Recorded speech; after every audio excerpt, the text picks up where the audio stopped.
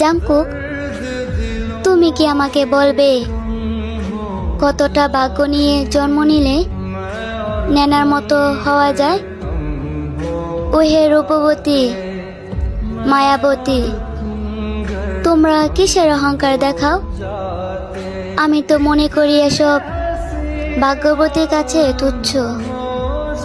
তবে জাংকুক, তুমি কি জানো আর্মিরা এখন তোমাকে আর জেহবকে নেনার আব্বু হিসাবে পরিচয় দেয়? তারা হয়তো ভুলে গেছে সেও একজন বিটিএস আর্মি, আর প্রতিটা আর্মিরই স্বপ্ন থাকে তোমাদের সাথে কথা বলার। আজ হয়তো নেনা তার নিজের যোগ্যতার কারণে এতটুক পর্যন্ত আসতে পেরেছে।